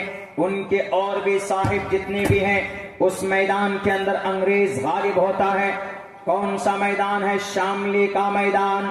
یتی نرسنگھانندی داسنا مہا منڈلیشور کے گرو جی, اگر آپ کے اندر یقیناً اتنی ایمانداری ہے تو جاؤ آپ شاملی کے میدان کے اس دھرتی کو کرید کر دیکھو. کھودو گے تو وہاں سے 1.5 اور 2 فٹ زمین ہمارے دارالعلوم دیوبند کے علماء کا خون آپ کو وہاں پر ملے گا. دارالعلوم دیوبند کے اوپر بلڈوزر چلانے سے پہلے ان کی تاریخ پڑھو. دارالعلوم دیوبند کی بنیاد کب رکھی گئی؟ 1857 کے اندر جب یہ جنگ ہار جاتے ہیں تو مولانا قاسم مولانا عبدالرشید گنگوہی نے سوچا کہ اگر اسی طرح علماء ختم ہوتے رہے تو ہمارا اسلام بھی مٹ جائے گا اور ہمارا یہ دیش بھی آزاد نہیں ہو پائے گا, کیونکہ اس وقت میں کوئی نہیں تھا. آج جو نعرہ لگا رہے ہیں کہ جے جے شری رام, بھارت ماتا کی جے, اچھی بات ہے. اگر ہمارے ہندو بھائی ایشور کو خوش کرنے کے لیے لگا رہے ہیں تو ٹھیک ہے, لیکن اگر چڑھانے کے لیے لگا رہے ہیں تو غلط. اگر مسلمان بھی نعرے تکبیر اللہ اکبر آپ کو دکھ دینے کے لیے لگاتے ہیں تو ان کا نعرہ لگانا بھی غلط. اس وقت جے جے شری رام کا نعرہ لگانے والا کوئی نہیں تھا. اس وقت بھارت ماتا کا نعرہ لگانے والا بھی کوئی نہیں تھا. اس وقت انگریز کے سامنے میں اگر سینہ تان کر, سر پہ پگڑی ڈال کر اگر شان کے ساتھ کوئی میدان میں کھڑا تھا تو اس وقت ہمارے علماء دارالعلوم دیوبند کھڑے تھے. اس وقت دارالعلوم دیوبند کی بنیاد نہیں ڈالی گئی تھی. 1857 کی جنگ ہارنے کے بعد مولانا قاسم نے سوچا کہ اگر اس دیش میں ہمارے مدارس نہیں رہے, اگر کوئی مکتب اور کوئی مدرسہ نہیں رہا تو یہ انگریز لارڈ میکالے اور مسٹر میکنگ لیس, یہ ظالم لوگ ہمارے اس شریعت کو بدل دیں گے. ہمارے ایک خدا کا عقیدہ ان مسلمانوں کے دل و دماغ سے نکال کر یہ تثلیث خدا کا یعنی روح القدس اور مریم علیہ السلام اور حضرت عیسیٰ کے بارے میں عقیدہ گھڑ لیں گے, اور یہودی لوگ حضرت عزیر کو اللہ کا بیٹا پورے عوام کے اندر میں یہ عقیدہ رائج ہوگا. اس لیے اپنے دین کی, اسلام کی حفاظت کے لیے انہوں نے اپنے ایک مدرسے کی بنیاد ڈالی. یاد کرو, یہ تاریخ نوٹ کرو. بے ضمیر میڈیا والوں, اگر تمہارا ایمان زندہ ہے تو یہ تاریخ بھی تم بلڈوزر کے ساتھ ساتھ لوگوں کے سامنے پیش کرو کہ دارالعلوم دیوبند کو صرف بنیادی طور پر اس کی بنیاد نہیں ڈالی گئی. دارالعلوم دیوبند 31 مئی 1866 کو 15 محرم الحرام بروز جمعرات چھتا مسجد کے قریب میں ایک انار کا درخت تھا, اس کے نیچے بنیاد ڈالی جاتی. اس وقت اس کا نام رکھا گیا تھا عربی مدرسہ, بعد میں دارالعلوم دیوبند کے نام سے مشہور ہوا. جب دارالعلوم دیوبند کی بنیاد ڈالی جاتی, مولانا قاسم سے کسی نے پوچھا کہ مولانا ذرا بتاؤ اس دارالعلوم دیوبند کا کیا مقصد ہے؟ سننا یتی نرسنگھانند جی, اگر تمہارے اندر سننے کی صلاحیت موجود ہے, اس لیے کہ نہیں سنتے ہو, اپنے ڈپلیکیٹ خداؤں کے ناچنے پر ڈگڈگی بجاتے ہو, تو شری کرشن جی کا پیغام یاد رکھو جس کے اندر شری کرشن جی نے کہا ہے تسمات شاسترم پرمانمتی کاریہ اکاریہ ویوستھتو گناتوا شاستر ودھانوکتم کرم کرتو مہر ہسی. مولانا قاسم نانوتوی فرماتے میں نے دارالعلوم دیوبند کو اس کی بنیاد کے 2 مقاصد ہیں. ایک میرا مقصد ہے کہ میرا عقیدہ زندہ رہے گا, میری شریعت کی تعلیم ہوگی, قرآن کا پیغام ہمارے گھر تک پہنچانا چاہتے, اور دوسرا میرا بڑا مقصد اس دارالعلوم دیوبند کے پلیٹ فارم سے ہم مجاہدین کو تیار کرنا چاہتے. اور یہ مجاہدین کس لیے؟ یہ ظالم انگریز سے لڑنے کے لیے. उस वक्त नहीं था मेरे हिंदुस्तान के हिंदू भाइयों, आरएसएस भी नहीं था 1866 के अंदर, शिवसेना भी नहीं था, वीएचपी के लोग भी नहीं थे, हिंदू महासभा भी नहीं थे, यहां तक के जमीयत उलमा हिंद भी नहीं था उस वक्त। 1866 के अंदर दारुल देवबंद की बुनियाद डाली गई थी दो मकसद के लिए, एक शरीयत की हिफाजत और दूसरे इस देश की मट्टी की हिफाजत। और फिर दारुल ने वफादारी की, ऐसा नहीं कि बुनियाद डाल दिया, जुमले छोड़ दिए, जैसे आज ये बेईमान लोग जुमलेबाजी करते, झूठ बोलते, आप आवाम के साथ उनके साथ विश्वास के साथ खेलते हैं ये लोग, बोलते कुछ है करते कुछ है ये जालिम लोग। लेकिन दारुल देवबंद के बानियान ने वफादारी की और फिर अपनी शरीयत की हिफाजत के लिए अहादीस पढ़ाए, कुरान की तफसीर पढ़ाए, लेकिन वहीं पर जरूरत पड़ने पर यही मौलाना कासिम नानोतवी अंग्रेज के सामने में आ जाते हैं, यही अब्दुल रशीद गंगोही, मौलाना अब्दुल रशीद गंगोही अंग्रेज के सामने में आ जाते हैं। और यही मौलाना कासिम नानोतवी के शागिर्द शेखुल हिंद रहमतुल्लाहि अलैह आज Jamia Millia university that is located in Delhi top 10 में आता है। तो अरे बाने बुनियाद रखी, शेखुल हिंद रहमतुल्लाहि अलैह की बुनियाद रखी हुई है जामिया मिल्लिया यूनिवर्सिटी की। मुस्लिम अलीगढ़ यूनिवर्सिटी को बंद करने की बात करते हो, 45% बच्चे आपके पढ़ते, सर सैयद अहमद खान न होता तो मुस्लिम अलीगढ़ यूनिवर्सिटी की बुनियाद न डाली जाती, शेखुल हिंद न होते जामिया मिल्लिया की बुनियाद न डाली गई होती। और यही दारुल देवबंद ने पैदा किया किसको? शेखुल हिंद को, जो माल्टा के अंदर गए। यही दारुल ने पैदा किया किसको? अशरफ अली थानवी को, जिन्होंने अपने कलम से कौम की इस्लाह की। इसी दारुल ने पैदा किया मौलाना इलियास को, जो जिसकी तहरीक 195 मुल्कों के अंदर तबलीगी जमात के अंदर में अभी चल रही। यही दारुल ने पैदा किया किनको? मौलाना खलील को, जिनके फजाइल अमाल हम लोग आज पढ़ते। यही दारुल ने जिंदा किया किनको? मौलाना फजल हक खैराबादी को, जिनकी खबर आज भी माल्टा के अंदर। यही दारुल देवबंद ने पैदा किया किनको? बड़े बड़े उलमाए कराम को, मौलाना जाफर थानेसरी को, मौलाना उबैदुल्लाह सिंधी को, मौलाना इस्माइल को। अगर दारुल न होता ये देश आजाद नहीं हो सकता।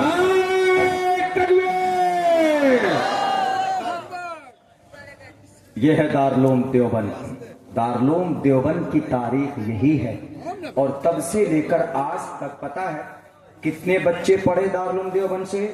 2 लाख उलमा पैदा हो गए हैं। अब पता है दारुल देवबंद क्या है? कारी तैयब साहब, मैं कल प्रोग्राम में था लखनऊ में, बाराबंकी के करीब में, बहुत बड़ा प्रोग्राम था, कम से कम 15,000 का मजमा था। वहां पर बारिश भी हो गई थी, उसके बावजूद भी बड़ा मजमा था। तो मौलाना कासिम नानोतवी के लकड़ पोते, मौलाना कासिम नानोतवी के बेटे अहमद, उनके बेटे कारी तैयब, उनके बेटे मौलाना सालिम और उनके बेटे हैं मौलाना सुफियान साहब। तो रात मौलाना सुफियान साहब थे, उन्हीं की सदारत में, उन्हीं की निगरानी में प्रोग्राम था, नाचीज का बयान भी था वहां पे। तो उनकी शक्ल को देखकर मुझे याद आ गई कारी तैयब रहमतुल्लाहि अलैह की वो टोपी, वो शेरवानी। तो कारी तैयब साहब से एक यहूदी मिलने के लिए आया, बस इस वाक़े के बाद मैं अपनी बात खत्म करता हूँ। और कारी तैयब साहब से एक यहूदी मिलने के लिए आया, Darul Deoband. I want to see your Darul Deoband because I listen about your Darul and lot of thing about your Darul. हम आपके दारुल के बारे में बहुत कुछ सुने, देखना चाहते।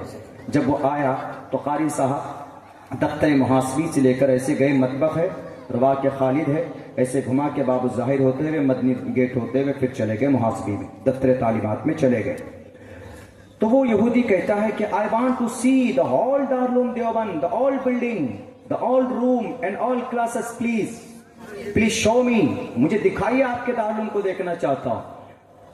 तो कारी साहब ने पूछा कि आप दारुल के बारे में क्या समझते थे? व्हाट्स योर थॉट, क्या सोच है आपकी, आप देखना क्या चाहते हैं? मैं पूरा दारुल दिखा चुका हूं। तो उसका यह कहना था, उस मेहमान का, यहूदी मेहमान का, कि मैंने जितना सुना है दारुल के बारे में, मैं ये सोच रहा था कि आपकी जो दिल्ली है, जो कैपिटल ऑफ भारत है, इंडिया है, ये दिल्ली दारुल के कोने में आ जाएगी, इतना बड़ा दारुल होगा। تو مولانا قاری طیب صاحب نے کہا کہ دارالعلوم کسی بلڈنگ کا نام نہیں ہے، کسی عمارت کا نام نہیں ہے. آج تو الحمدللہ عمارتیں اچھی ہو گئی دارالعلوم کی، اس وقت میں بہت کم تھی، چھوٹے چھوٹے روم تھے. تو مولانا قاری طیب صاحب نے کہا کہ دارالعلوم کسی عمارت کا، کسی بلڈنگ کا نام نہیں ہے دوست باس، بلکہ دارالعلوم ایک تحریک ہے، دارالعلوم ایک کانسیپٹ ہے، دارالعلوم ایک عقیدہ ہے، دارالعلوم ایک میتھڈ ہے. نئے میتھڈ نہیں ہے، بلکہ شریعت کو لوگوں کے بیچ امپلیمنٹ کرنے کا ایک نیا پروسیس ہے. شریعت کو، اللہ کی لائی ہوئی دی ہوئی شریعت جو محمد رسول اللہ علیہ قرار. تو انہوں نے کہا کہ دارالعلوم کی اگر آپ دیکھنا چاہتے ہیں، جائیے اوسلو، ناروے کی راجدھانی اوسلو، جہاں 6 مہینے تک صرف دن ہی دن ہوتا، جائیے وہاں پہ. اگر اوسلو میں بھی اگر کوئی دین کا کام ہو رہا ہے، وہاں پر بھی کوئی امام ہے اور وہاں پر نماز پڑھا رہا ہے، جمعے کی نماز پڑھا رہا ہے، اگر کوئی دین کا کام ہو رہا ہے تو اس کو قرید کر دیکھو گے تو آپ کو وہاں پر بھی دارالعلوم دیوبند دکھے گا. اس کو بولتے ہیں دارالعلوم دیوبند. تو دارالعلوم دیوبند کے اوپر جانچ بٹھانے سے کچھ نہیں ملے گا. 2 لاکھ علماء پیدا ہو گئے ہیں دارالعلوم دیوبند سے. آج تک کسی نے تلوار اٹھا کر کسی ہندو کا، کسی کرسچن کا سر قلم نہیں کیا ہے. کیوں؟ دارالعلوم میں یہ چیز نہیں پڑھائی جاتی. Because I spend 2 years completely in Darul Uloom Deoband. In 2011 and 12 completely. And I used to study and 14 years completely in a madrasa my whole life. 14 سال کی پوری زندگی ہم نے مدرسوں میں گزارا اور 2 سال کمپلیٹ دارالعلوم دیوبند کے اندر. اور مجھے شرف حاصل ہے مسجد چھتا میں 6 مہینے تک میں نے امامت بھی کرائی، میں نے نماز پڑھائی وہاں پر. ایک بھی کام، کوئی گتی ودھی ایسی نہیں ہے جو دیش کے سمویدھان کے خلاف ہو، قانون کے خلاف، بلکہ دیش کے لیے امن کی دعا ہوتی ہے دارالعلوم دیوبند میں. پاگل سب کچھ سمجھتے نہیں ہے. دارالعلوم میں بلڈوزر چلا دو، تمہارے نانا کی بلڈنگ میں وہ بلڈوزر چلا دو، اوپر والا اتنے بلڈوزر چلائے گا کہ تمہارے سر کے بال نہیں رہیں گے، دیکھنا. ہاں شب برات میں دیکھیں، شب برات کے اندر میں کوئی خاص عبادت کا طریقہ، کوئی خاص، غور کیجئے گا، کوئی عبادت کا کوئی خاص طریقہ شریعت نے جاری نہیں کیا ہے. ہاں اس رات میں عبادت ہونی چاہیے. نماز بھی پڑھ سکتے ہیں آپ، قرآن کی تلاوت بھی کر سکتے ہیں، ذکر بھی کر سکتے ہیں، آپ نفل بھی پڑھ سکتے ہیں. اور اجتماعی کوئی عبادت نہیں ہوگی اس رات میں. انفرادی کیجئے، گھر میں کیجئے، بہتر ہے. گھر میں موقع نہ ہو مسجد میں کیجئے، جہاں من میں آئے وہاں کیجئے. آپ اس رات میں کوئی خاص اہتمام کے ساتھ کہ نہیں شب برات ہے، چلو جی ہم آج صرف قرآن ہی پڑھیں گے، یا چلو شب برات آج چلو بس ہم صرف قبرستان ہی جاتے ہیں، اور پتہ چلا قبرستان میں بھیڑ، ایک دم شور شرابہ، مردے کو بھی تکلیف ہوتی ہوگی کہاں سے نالائق لوگ آ گئے ہیں، بھگاؤ ان کو یہاں سے، سونے میں آرام ہو. تو ایسا ہے آپ ٹھیک ہے قبرستان جانے، اللہ کے نبی 1 مرتبہ گئے اسی رات میں، 1 مرتبہ اللہ کے نبی گئے ہیں. بہتر ہے لوگوں سے پوچھے بھئی قبرستان کیوں جاتے، کہ بھئی اس رات میں ایصال ثواب کے لیے جاتے. بہتر ہے کہ بھئی ایصال ثواب یہیں سے کر دیجئے، ثواب تو کہیں سے بھی پہنچ جاتی ہے اس رات میں. لیکن اتنا ضرور ہے کہ اس رات میں کوئی پرٹیکولر عبادت کوئی رائج نہیں ہے، کوئی فرمان نہیں ہے. اپنے اعتبار سے، انفرادی اعتبار سے جو من میں آئے وہ آپ عبادت کیجئے، کوئی خاص اہتمام کرنے کی ضرورت نہیں ہے. اللہ کے نبی علیہ الصلوۃ والسلام کی جو 2-3 حدیث ہے ترمذی سے ملتی ہے وہ یہی ہے. اما عائشہ کی جو حدیث ملتی ہے، بہرکیف اللہ سے دعا کرتا ہوں کہ اللہ تبارک و تعالی ہم تمام مسلمانوں کو، خصوصاً نوجوانوں کو، اپنی زندگی کے اندر تبدیلی لانے کی توفیق دے. اور اب آئیے یہاں سے کوئی دوسرا نظام چلے گا. بہت بہت شکریہ، جزاک اللہ. نعرے تکبیر، نعرے تکبیر. علماء دیوبند، علماء دیوبند